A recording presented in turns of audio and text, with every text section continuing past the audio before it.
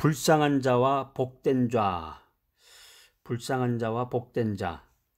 사람이 나이가 들면 이제 치매에 걸리죠. 치매에 걸리는 사람이 많습니다. 치매에 걸리면 참 불행한 인생을 살게 되는 건데, 사람이 치매에 걸리면은 이 시간과 공간의 개념을 상실하게 돼서 마침내 자기가 누구인지 모르는 지경에 이르게 됩니다. 그렇게 누워 있는데 자기 아들이 왔는데도 너 누구냐, 누구십니까, 존댓말로 하면서 그러는 경우도 있고, 못 알아보는 거죠. 사람을 되게 못 알아보죠. 못 알아보기도 하고, 또 집 나가서 집을 잃어버리기도 하고, 집을 나갔는데 다시 집으로 찾아와야 되는데 집을 못 찾아와서 이제 그런 경우가 생기게 되죠. 인간이 치매에 걸리는 것처럼 이제 영적인 치매에 걸리는 수도 있습니다. 영적인 치매에 걸린 사람은 자기가 어디서 와서 왜 살며 어디로 가는지를 알지 못하고 잃어버린 존재로 살다가 이 세상을 하직하게 됩니다. 그러니까 치매에 걸려서 집 나갔는데 집을 출근을 했다든가 아니면 뭐 장을 보러 갔다든가 뭐 호떡을 하나 사러 갔다, 팥빙수를 먹으러 나갔다, 그랬다가 다시 집으로 돌아와야 되는데 시간이 되면 돌아오지 못하는 것처럼 영적 치매에 걸린 사람도 내가 어디서 왔냐, 내 집 주소가 어디냐, 내가 하나님으로부터 이 세상에 태어났다가 다시 하늘나라로 돌아가야 되는데 그 주소를 잊어버린 거죠. 응? 자기가 어디서 와서 왜 살며 왜 사는지도 모르고 어디로 가는지도 모르고 이 세상을 하직해서 정말 슬픈 인생을 살게 되는데, 이 예수 그리스도의 가스펠, 예수 그리스도의 복음은 이 영적 치매에서 우리를 건져내어 주신다. 놀랍습니다. 복음의 말씀이 영적 치매에서 우리를 건져내서 하나님과 영생을 되찾게 해주는 기쁜 소식이다라는 것입니다.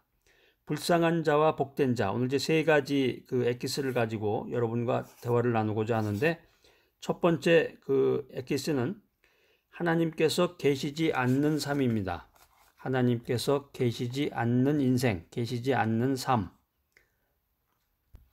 그러니까 진화론, 창조론, 우리가 보통 그렇게 많이 얘기하는데, 진화론이라는 것은 이제 한마디로 간단하게 얘기하면 우주와 만물이 우연히 생겼다고 주장하는 거예요. 우연히.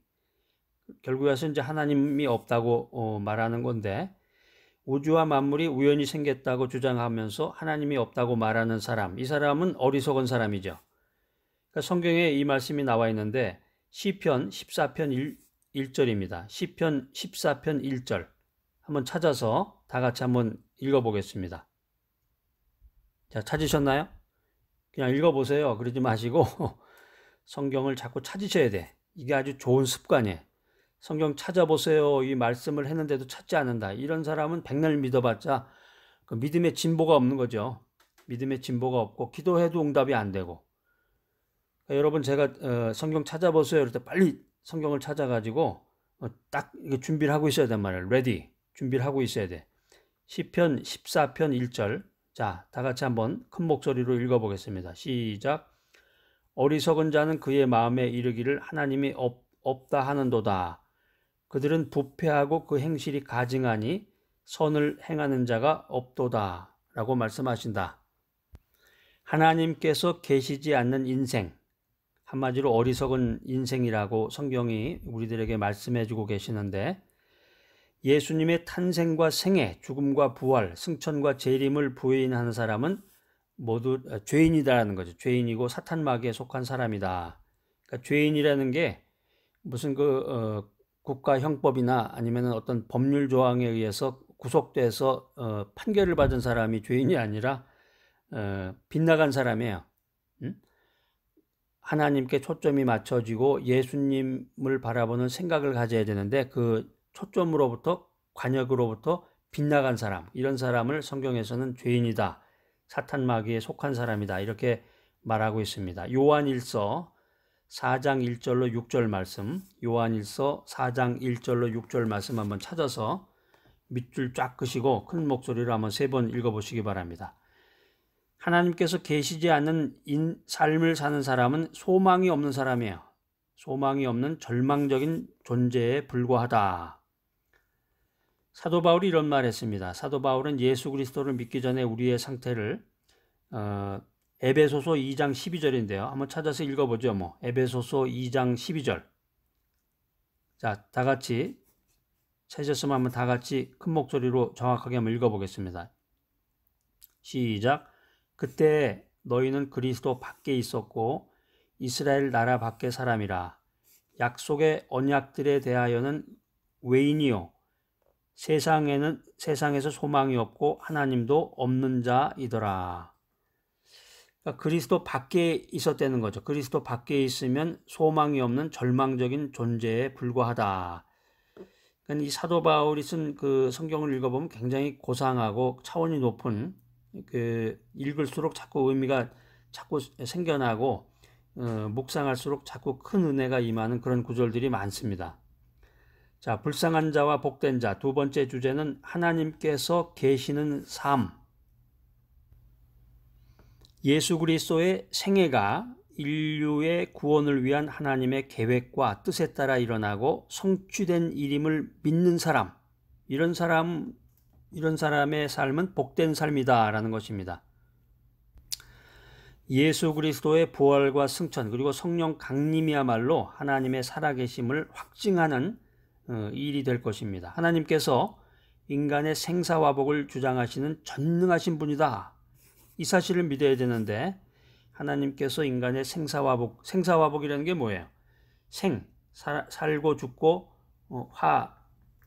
나쁜 일, 좋은 일, 이 모든 것을 주장하신다는 거죠. 생사화복이라는 게 뜻도 모르고 그냥 생사화복 이렇게 말씀하신 분이 있을지 모르겠는데 하나님께서 전능하신 분이다. 인간의 생사화복을 주장하시는 전능하신 분이라는 것을 믿고 고백하는 사람은 주님께서 주시는 평안을 누리며 살게 된다는 것입니다.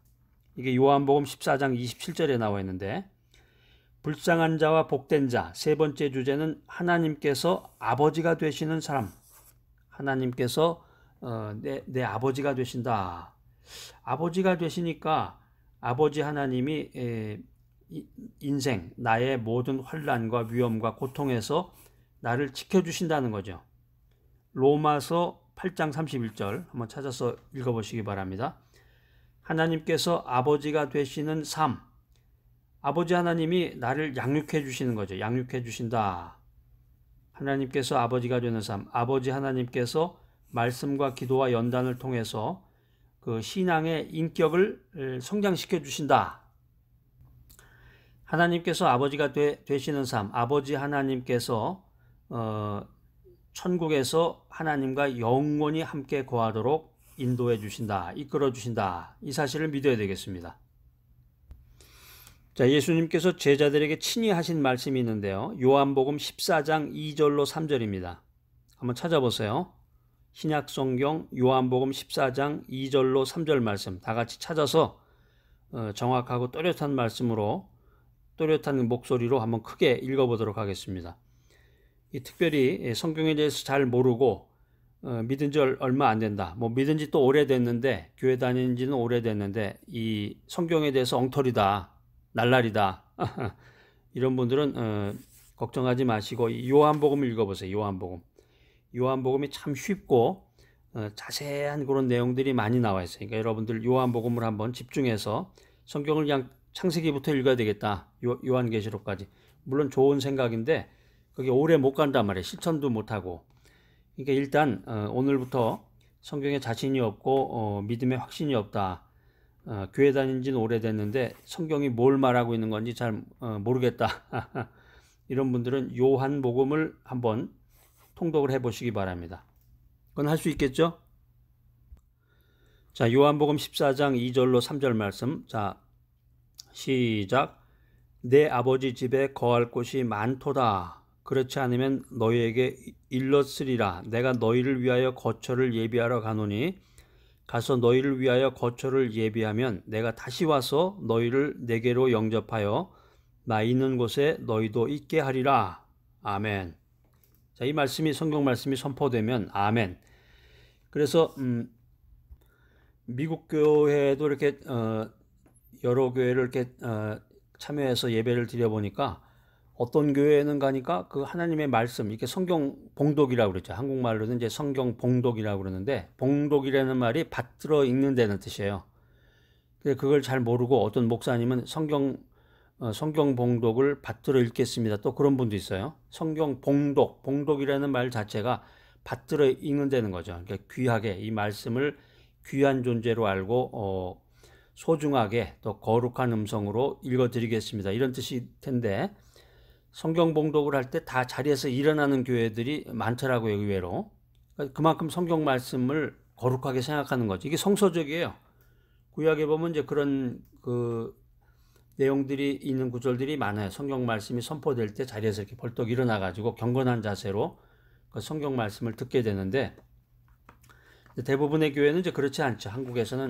아마 한국에서는 거의 없는 것 같아요. 성경 말씀이 선포될 때 자리에서 일어나는 교회는 그렇게 많지 않은데 알고 계시면 좀 알려 주세요. 저한테.